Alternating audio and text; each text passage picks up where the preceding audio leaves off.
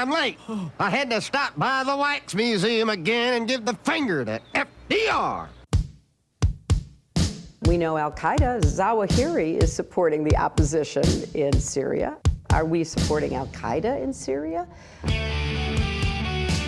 it's a proud day for America. And by God, we've kicked Vietnam syndrome once and for all. Thank you very, very much. I say and I say it again, you've been had. You've been duped. You've been hoodwinked. These witnesses are trying to simply deny things that just about everybody else accepts as fact.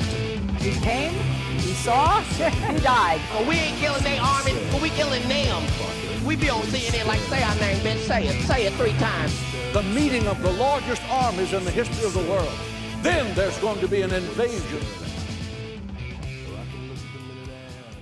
All right, you guys, introducing Representative Ro Khanna from the Bay Area there in Northern California. Welcome to the show. How are you doing, sir? I'm doing well. Good. Happy to have you here. Hey, thanks for having me. So I've noticed here I guess at least a year, maybe longer, you've been working as hard as you can in the U.S. House of Representatives to stop the war in Yemen, including heroically and historical precedent-settingly passing the War Powers Act resolution, or resolutions invoking the War Powers Resolution of, 1974 or whatever it is, to try to force an end to this war. So I was wondering, first of all, could you explain to the audience what's the big deal about the Yemen war anyway, and then where we are on that effort now in the Congress? Well, first of all, thank you for bringing it up, and thank you for speaking about it so passionately for the past year and a half. I know you've been a very loud champion, and many of the peace groups have praised your program when a lot of the mainstream media was ignoring it. On a personal level, it's a humanitarian disaster. You have 14 million people who may face famine. I was talking to Special Envoy Griffiths, who I'm often in touch with, and he said that every month that is passing by is increasing the likelihood of that kind of a famine. And I grew up with a great sensitivity towards human rights. My grandfather had spent time in jail during the 1940s with Gandhi in the Indian independence movement. And, of course, 1943 was the year of the awful famine in West Bengal that Amartya Sen writes about. 3 million people perished, and that was because of British indifference at a time where India didn't have the ability to have self-rule. It would be horrific for the world because of indifference to see a famine that is on orders of magnitude even worse in Yemen in the modern age, especially when we know that all it takes to prevent it is for the Saudis to lift the blockade and allow food and medicine in. We saw some progress when we passed the War Powers Resolution. Martin Griffiths was able to use that to get a ceasefire in Hodeidah, but the blockade continues, and we need to continue to put pressure on the administration to tell the Saudis to allow food and medicine into the country. Mm-hmm.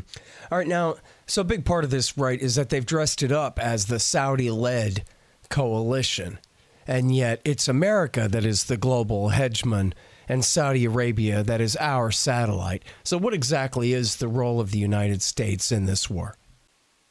The United States has been refueling Saudi planes that have been bombing Yemen. The United States has been providing intelligence assistance both to the United Arab Emirates and to the Saudis in their war in Yemen. It's important to understand this is completely unconstitutional. The United States has never authorized the military to get involved in a war in Yemen, in a civil war. We have authorized going after al-Qaeda in 2001, and I think that authorization of force is too broad, but that's at least authorized. So to the extent American military are in Yemen in counterterrorism, fighting al-Qaeda, that Congress has signed off on. Our War Powers Resolution made it clear that we weren't even trying to prohibit that. What we're trying to prohibit is supporting the Saudi invasion of Yemen and supporting the Saudi bombing of Yemen, which is completely unconstitutional. Well, that's certainly true. They can't even really pretend to spin this as, say, the Obama drone war against al-Qaeda in the Arabian Peninsula, when this is, in fact, the war against their worst enemies in the country, the Houthis. And I'm not sure if you are familiar with this, Congressman. You may have heard it, but I'll even send a link to your staff if you need me to. But there's a piece in the Wall Street Journal from January of 2015 where Central Command explains that they're passing intelligence to the Houthis to use against al-Qaeda in the Arabian Peninsula. And they say, we don't care about the Houthis. They want to take over the capital city. That's none of our business. But if they want to kill al-Qaeda guys, we'll help them. Well, just a couple of months later, Obama turned around and switched sides in the war. And so if that was the war against AQAP, then this is the war for AQAP. Isn't that right?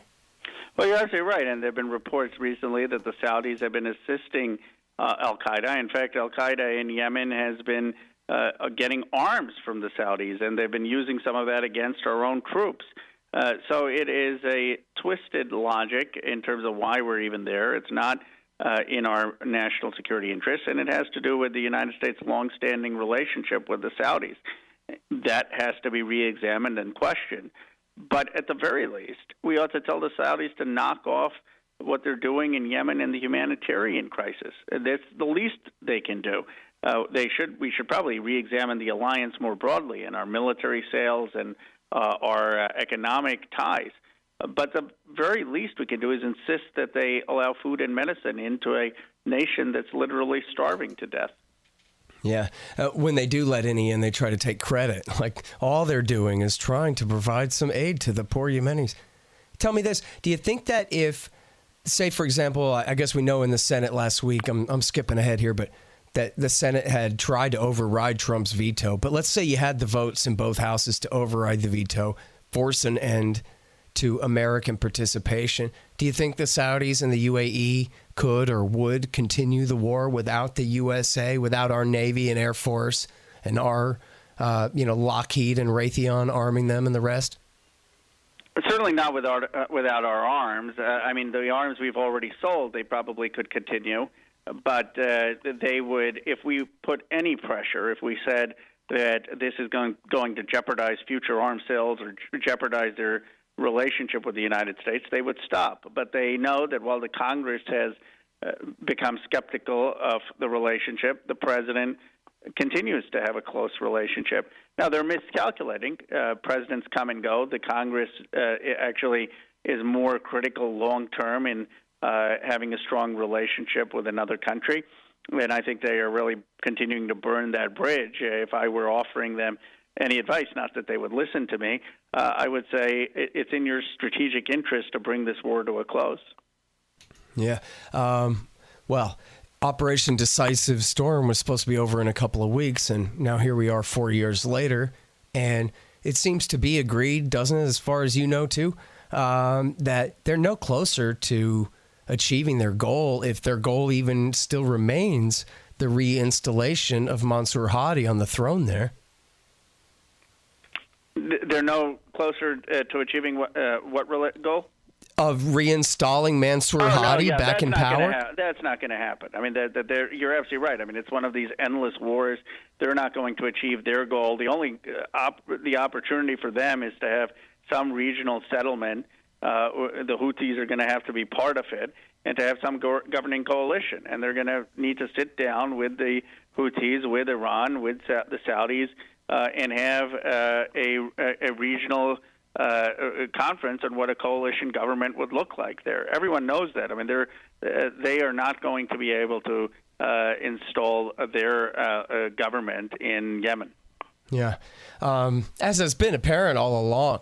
It's amazing to think we're 4 years into this. But I got to say that other than the Friends Committee and Code Pink and the usual suspects of the great American anti-war activists who are so few in number, it really has been incredible to see that some of the best leadership on this issue in this country are actually members of Congress.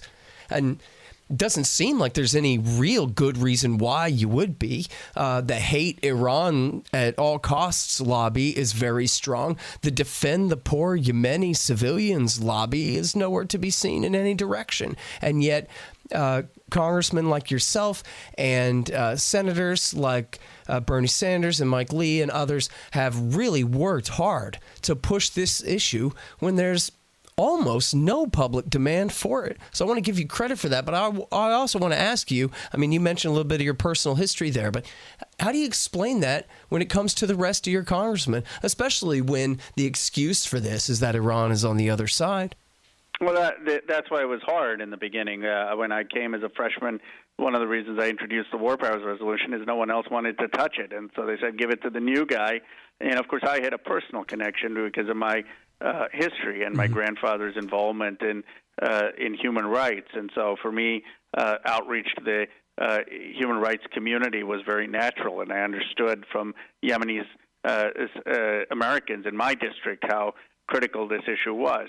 But I think what has happened, and Senator Sanders showed great courage in introducing this in the Senate, and he understands some of the issues. I mean, he's spoken about Patrice Lumumba's overthrow and the ugliness of Belgian colonialism in the Congo. So he has a very nuanced understanding of human rights and the importance of a just foreign policy.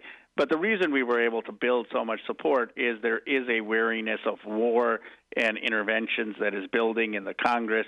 There is an understanding that this foreign policy of interventionism hasn't served in American interests. There is an understanding that our relationship with the Saudis has to be re-examined and that our first principle in the Middle East should be do no harm and not get entangled in other wars. And given that sentiment is taking hold in Congress, should give a lot of encouragement to peace groups. They were the catalyst, and they continue to be the catalyst, but now their voices are being heard. Pardon me, just 1 second. Hey, guys, let me tell you about Roberts & Roberts Brokerage, Inc.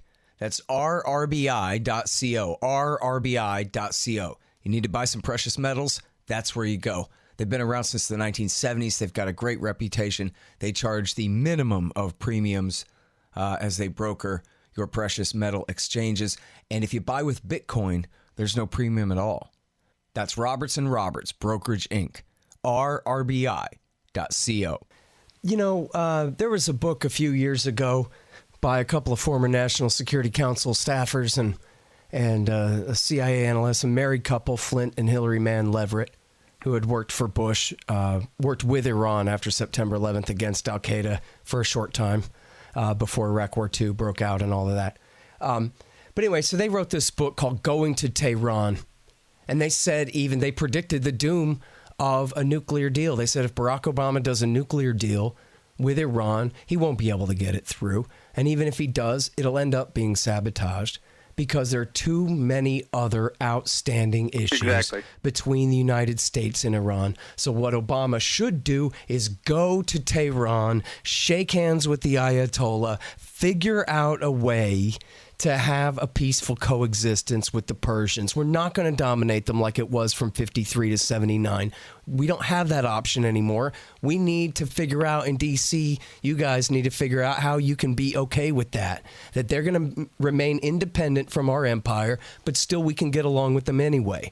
Because otherwise it looks like, as you can see in the news just yesterday and today, we could get into a war with another country that didn't attack us. Well, look, I mean, I, of course, believe in the American Republic, the American democratic tradition. The British had an empire. I think their form of colonialism was horrendous. America, I think, has the potential to be a great force of good in the world in the 21st century. And the way we do that is by having relationships with Iran that is based on fact. First of all, they're a Shiite country.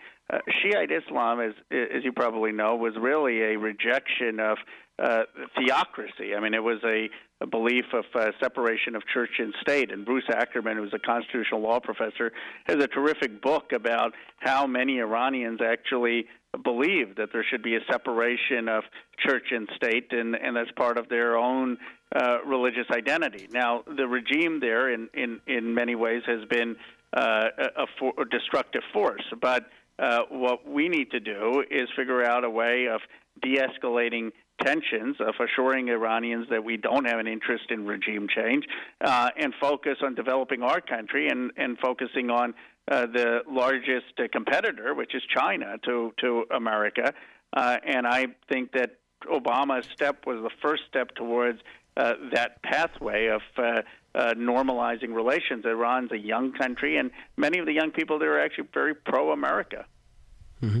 I wonder if, just rhetorically speaking, if the best line, it shouldn't be to dare Donald Trump to be man enough to make peace with the Ayatollah, to go ahead and go to Tehran. Obama was afraid to. I wonder if you've got the courage, Mr. President, to go and put this thing behind us. Because after all, we're sitting here talking about essentially a genocide in Yemen. You can't have millions of people on the brink of starvation for 4 years straight without having hundreds and hundreds of thousands of them drop dead, which they already are doing in huge numbers. And we may find out after this thing, that we'd be lucky if it's less, fewer than 1 million people dying of deprivation in this crisis. And it's all in the name of the Houthis are friends with the Iranians. Same thing for, American support for many years anyway for the jihadi fighters against Assad in Syria, because Assad is friends with Iran. Obama told Jeffrey Goldberg of The Atlantic, that's right, that's why we're doing it, to help take Iran down a peg. Well, if we could just make friends with Iran, then maybe we wouldn't have to fight wars for Al-Qaeda against their friends in the region. What do you think? Well, I think the idea of telling the president that he needs to go try to make peace is not a bad approach. I've supported him in trying to make peace with Kim Jong-un in North Korea. I've supported efforts of bilateral diplomacy in general. The problem is the president hasn't often followed through on his rhetoric. We have endless wars still intervening now, possibly in Venezuela, escalating in Iran. He still hasn't withdrawn from Syria. His instincts, originally as a candidate of getting out of bad wars, were not bad, but his administration is being run by Mike Pompeo and Bolton, and the last thing they want is the view that you're articulating. Yeah, and it really is a shame, and on the thing goes. Now, real quickly, because I want to ask you about Venezuela, actually, but... Yeah, I've got to get I actually have got to get going, so maybe this could be the last question. I'll leave it at this then. So can you give us an update of where we are in the Congress? Because I know the override of the veto has been defeated, but the war's not over, so you have to keep fighting about this. Well, we're trying to take this perhaps to court. I've had a constitutional law professor's write to Nancy Pelosi. The Supreme Court actually has case law that suggests that Congress is the final arbiter of matters of war and peace. This is still an unconstitutional war. So my hope is that we may take this to court and then have the courts resolve it. And we're continuing to push in the NDAA, which is the Defense Authorization Bill, for no funding for the Saudi effort in Yemen. We're continuing to put pressure, as Martin Griffiths has suggested, on the Saudis in terms of arms sales that will get the Saudis to the table to stop the war and allow food and medicine in. That's great. Yeah, that's what we need to hear and you know what? Just keeping it creative and keeping it in the news is one of the most important things you can do, because otherwise they're just not going to pay attention. You got to make them do it. So. I completely agree, and this was a huge part of my priorities of the first term. I introduced the War Powers Resolution 3 times before it finally passed, and this is not a cause that I'm going to let up on. Right on. Well, thank you so much. I really appreciate it. Thank you. All right, you guys, that is Representative Ro Khanna from Northern California, Bay Area there. And you can check him out online at Khanna, that's Khanna, Khanna.house.gov. All right, y'all, thanks. Find me at libertarianinstitute.org, at scotthorton.org, antiwar.com, and reddit.com/Scott Horton Show. Oh, yeah, and read my book, Fool's Errand, Time to End the War in Afghanistan, at foolserrand.us.